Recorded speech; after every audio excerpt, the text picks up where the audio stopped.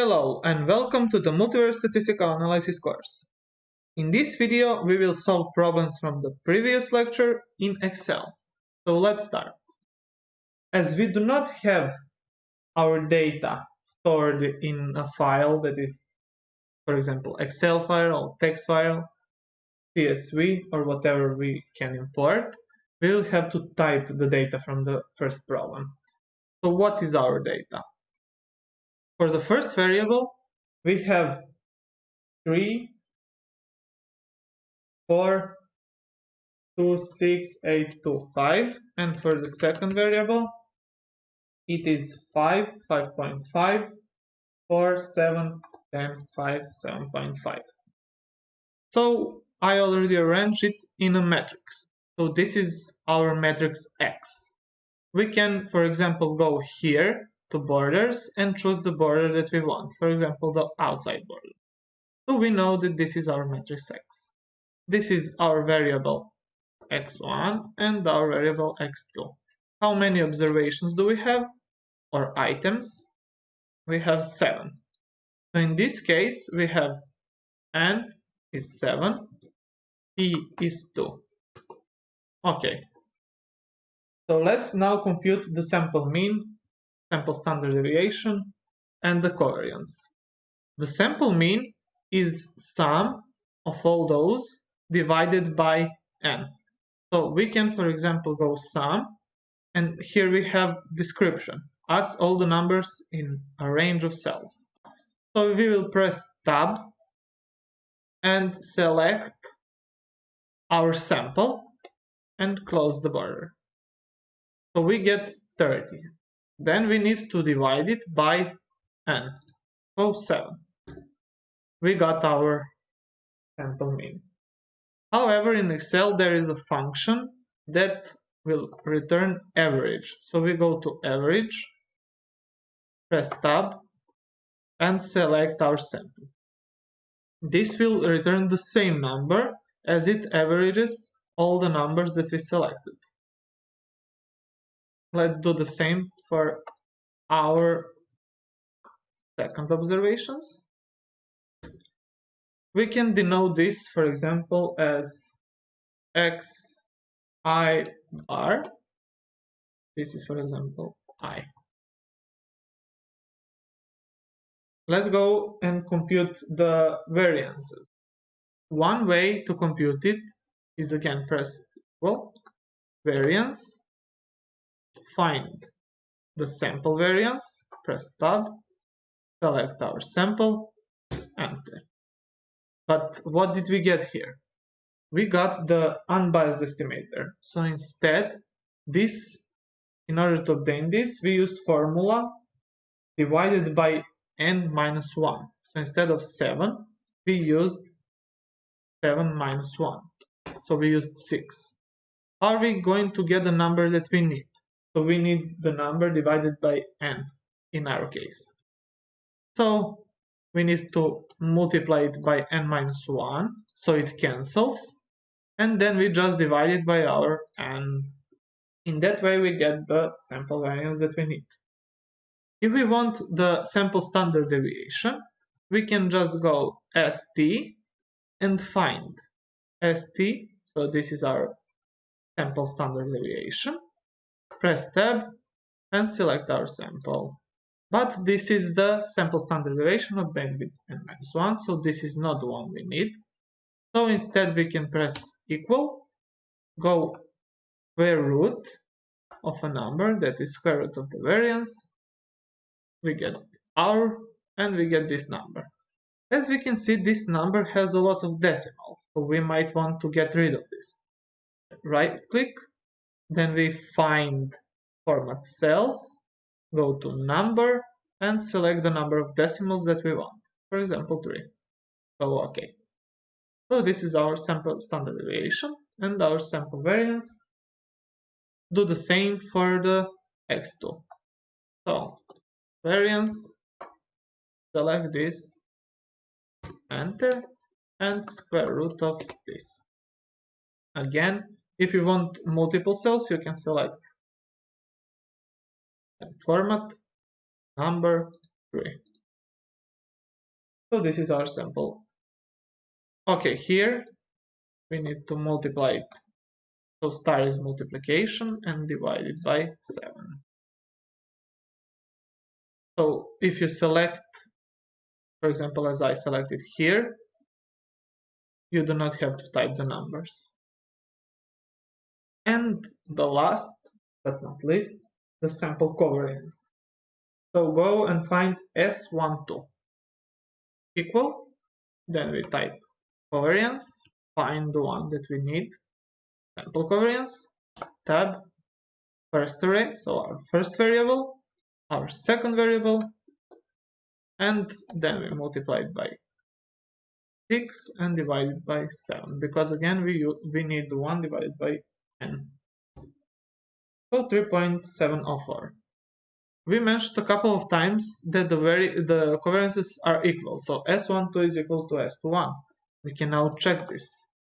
So covariance of now the second one, first one, times 6 divided by 7, we get the same covariance.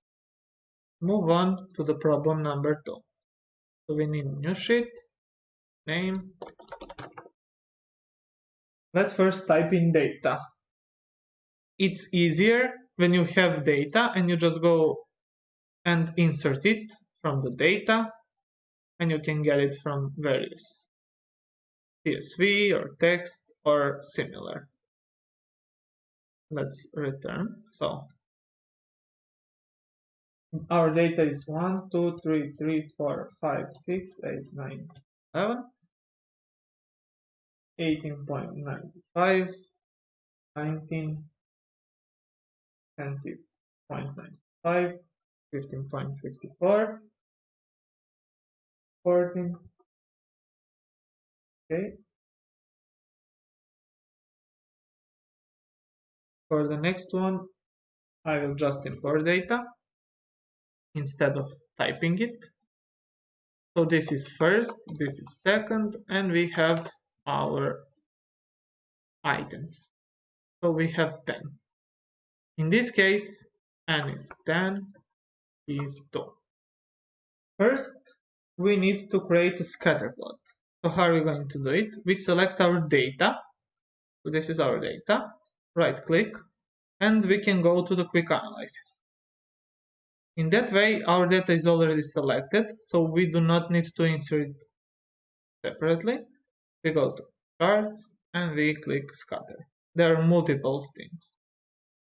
Go to scatter, and here we can see how does it look. If we want to remove the line, we just press right click, then go to the format. To the right we have the format data series, so we need to find to remove the line. So here in this tab we can go no line, and then we will get our scatter plot. We can also remove gridness, so we can see we can add trend line, this from the simple linear regression line, etc. So there are many options that you can look into. You can change the name and similar. As you can see, it's the same as we created. So this is our scatter plot. We can change the axes the same way or add whatever we want. For now, only this. Let's continue and compute the sample means.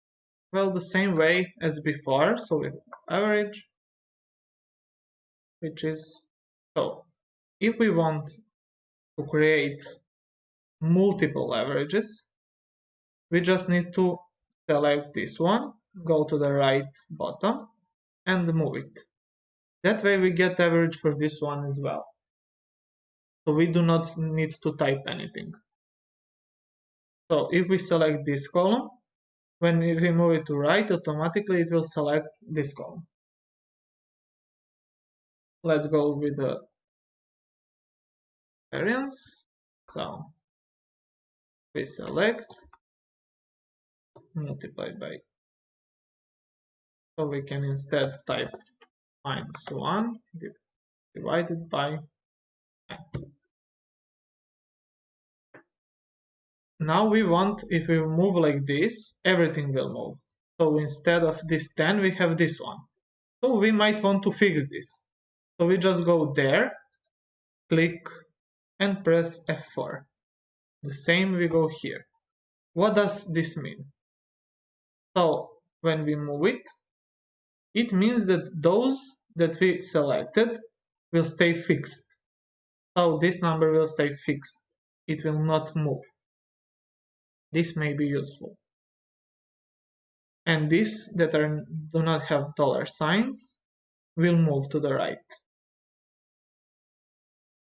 What are the covariances that we need? The covariances are the same times n minus 1 divided by n.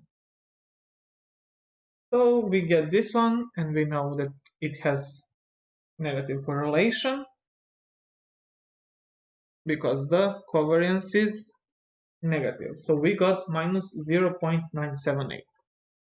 How are we going to compute it?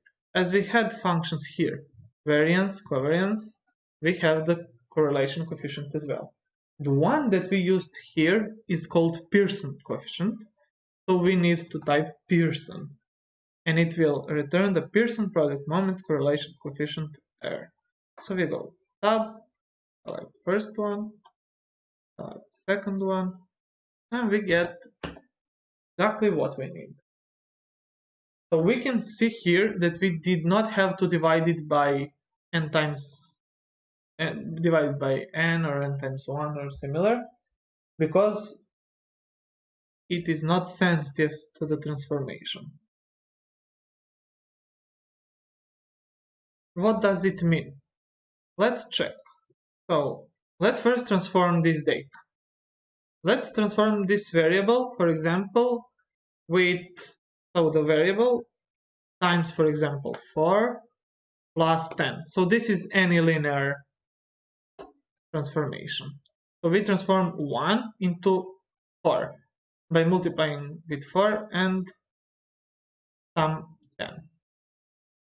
So let's transform all our variables. We first need 11. How are we going to transform? We are not going to type every time this times 4 plus 10. Instead, we will just select this one and scroll to down. And we get the exact transformation that we need. So we transform first variable with linear combination for x plus 10. In order for the Pearson coefficient to stay the same, we need the transformation with same sign of the constant that is near x. So let's select 10, for example, x. This is x2, this is x1. 10x10, because 10 and 4 are the same sign, and minus 34, doesn't matter. So let's do it. These observations times 10 minus 34. So we got some transformation. What is going to happen to the Pearson coefficient? Let's see. Pearson, this. So it stayed the same. So it's not sensitive to the linear transformation. That's how we can check. So we will now keep problem 3. It's the similar as this one. And we will go to problem 4. I will import the data now. So a way to insert this data is when you go from data, then select from text, because I have the data in text. I went to here and then navigate to my text file. When I navigate it there, I get a new sheet and the data will appear there in a column. It is not important for now, so we will just use this data. instead of scrolling this down to get the numbers, I can just double click and it will just move to the down, and this is x1, x2, 3, 4, 5, 6, 7. So now we have 7 variables on 41 items. Let's first. So one way to get the matrices that we need to cover the sample covariance matrix or the R or the our vector is to compute it manually. But let's use our matrix form to do it. So first we need our vector of averages. So our mean vector. We can just select this column and move it to the right. Choose 3 decimals. So this is our vector. Let's transpose it. So we have our x bar. So transpose, select array, and like this. When we press Ctrl Shift and Enter, nothing will happen. We will get an error because we did not select how many elements do we have. So you see that we only have 1. Instead, what we need to do is select 7 because we have 7 values, and then press Ctrl Shift Enter, and we will get our numbers. For the covariance matrix, we would need the deviation from mean for each observation. So, for example, we need this observation minus its mean, so this one. And then we fix this and move. How many observations do we have? We have 41. So we need 41 deviations from the mean. How are we going to compute that? Because we fixed the mean, this one, so we just need to subtract b2 minus the mean. So we just do this. And after clicking 2 times here, we get the values for each deviation from the mean. This is the first what we need. But we need this for all our observations. So we just need to move this and move our means. So one way is to move those and separately move every mean. And the other way is the opposite, for you to just remove this, select, and do not fix it. When you don't fix it, you will have values corresponding to each mean. But now, because we need everything to go down, we can fix everything. Fix each of the mean. And then just compute all of those deviations from the mean. This is one way to get our deviations from the mean, but it is not the most efficient. We will go through one more. Let's first do this one. So remember that this one is our vector xj transposed. And this one is x bar transposed. So those are our transposed vectors. So this one would actually be x1 transposed minus x bar transposed, or equally x1 minus x and then transposed. So it's the same. Let's then see how we can compute the covariance matrix. What we actually need to do from the formula is multiply each column, so column of those, instead of the vector, we need to transpose this, multiply it with this row. So we need px1, so p times 1 and 1 times p vectors. When we multiply this, we will get p times p matrix. In our case, 7 times 7 matrix. Our 7 times 1 vector, so a column, is this vector transposed. So xj minus x is this transposed. And then we need to sum over all those multiplications. So 1 matrix in the sum would be what? So we need 1, 2, 3, 4, 5, 7 and 7 here. So we have 7 times 7 matrix. Our first 7. What do we need? It says that we need to multiply a column times a row. So let's select everything. We need to multiply two matrices, so instead we use MM, so matrix multiplication. Then we need to select our first. Our first is transposed of this one. So transpose array first one. This is our vector xj minus x bar. Then comma our row vector. So this is the one. This is our xj minus x and then all transposed. And then Control Shift Enter. What we got here is our p times p matrix, which is actually only one of our n matrices. So we need 41 of those matrices. Let's format this 0. What would be our second one? Well, the same. We need to select how big is the matrix. So first one is this transposed times this. So again we get up.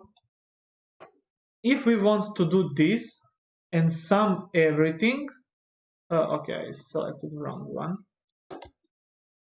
Instead we need this one. A second. Instead of doing this multiple times, so 41 times, we can do this in a matrix form. So if we multiply, what are we doing here? Multiplying transpose of this times this. So instead we can do it in a matrix form at once. So we can select our values, select our matrix, and get this at once. So at what do I mean when I say at once? That we will multiply transposed of this vector times this vector in one multiplication. So what do we need? We need a multiplication of this array and multiplication of this array transposed. And Control Shift Enter. Oh, sorry, it's actually the other way around. So transposed, and here we don't have transpose.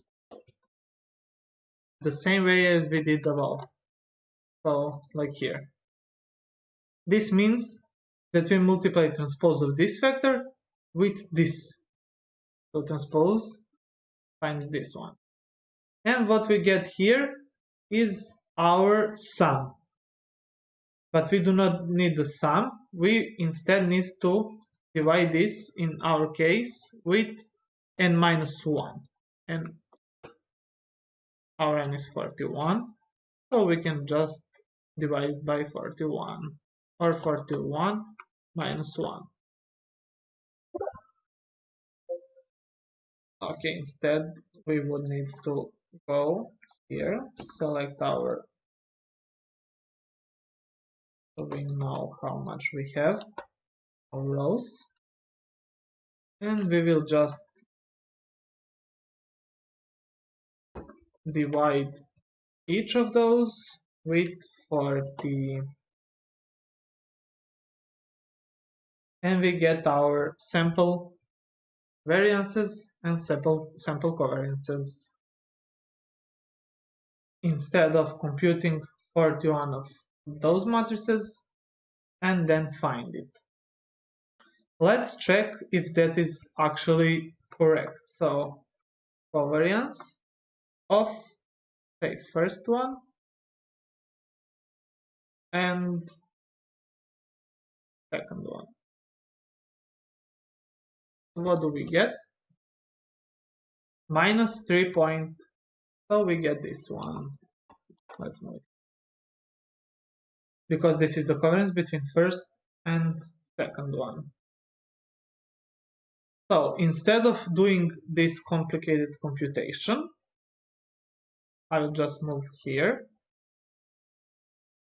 This was more like for understanding. Rename problem 4.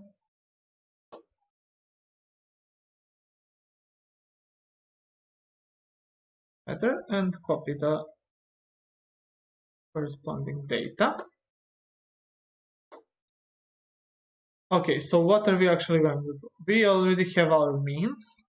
So we will compute the matrix here. Let's call it, for example, A transposed. So this matrix is A transposed. And compute it at once. What do I mean at once? So we have our numbers here.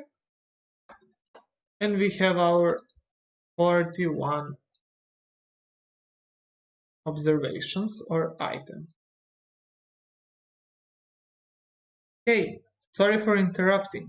Apparently a part didn't record, so let's see what didn't record. This matrix, how do we get it?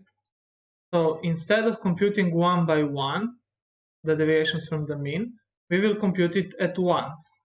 How are we going to do that? Well, first, because it is going to be 41 times 7 matrix, we need to select everything. Then press equality.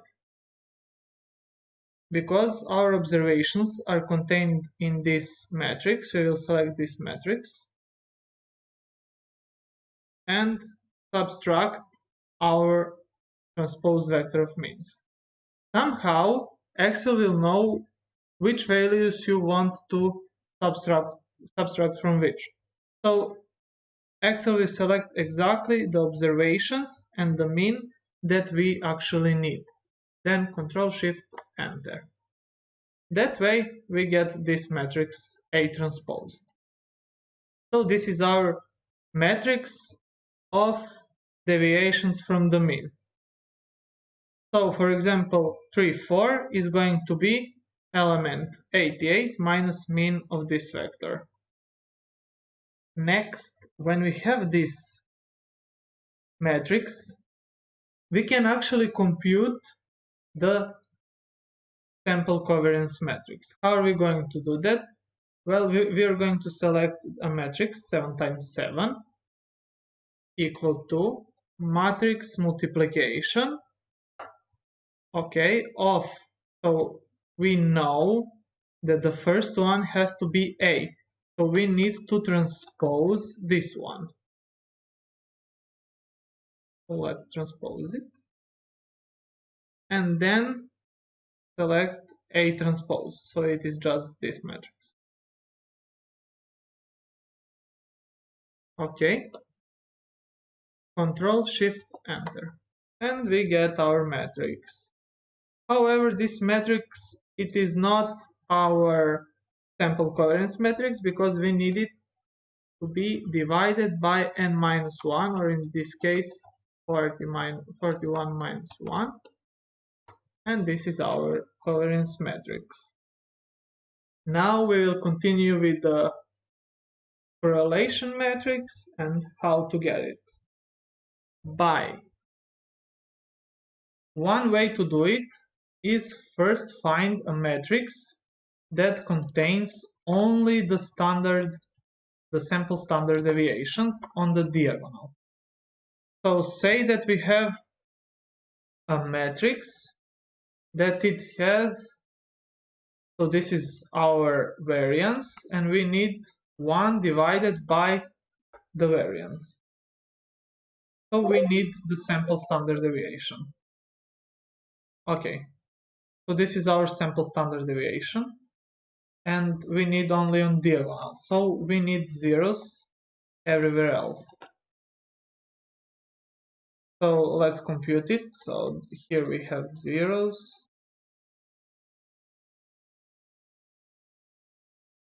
and on diagonal we have 1 divided by corresponding, so this is 1 divided by corresponding standard deviation. Let's go undivided. Note that we here use our n-1 instead of n. So what we did get here, we got 1 divided. Why do we need this matrix? Because we need to divide, for example, this one with multiplication of this and this, because it is the same as dividing this with those two. In order to compute it at once, we can just go select everything here, and what do we want? We want to multiply, for example, first one. Okay, so we'll just select everything, first one with first one, and then again with first one for the first element. For the second element, we would have, so this is S22, so the standard deviation for the second one, and we will have standard deviation, the sample standard deviation for the first one when we multiply. Okay, let's multiply this matrix, then we need to multiply this matrix, and again this one. In that way we get the correlation matrix, the sample correlation coefficient matrix. To understand this better, you may want to write this in a matrix form, so you can see that you will get exactly the same. So this is the fastest way. So this is our R, Sn, or just S, not Sn, because we divided with n-1. And this is perhaps the fastest way in Excel to compute everything that you need, all the matrices. You can make this look much better. If you want, you can, for example, arrange matrices, or maybe border the matrices, change color in whatever you want, and you can change color of the matrices, or maybe bold if you want, Control B, or just click B here, so it looks much better. And in the end, you may want to compute determinant, so you just go M for matrix, determinant, and select the matrix that you want to find determinant of. So a determinant of this matrix is 0.13. However, computing eigenvalues or eigenvectors of this is not really practical in Excel, so we will not do that, but instead, whenever we use eigenvalues or eigenvectors in Excel, we will compute them in R or some other programming language and import them in R and continue to work with them. So this is going to be it for this class. So bye and see you next time.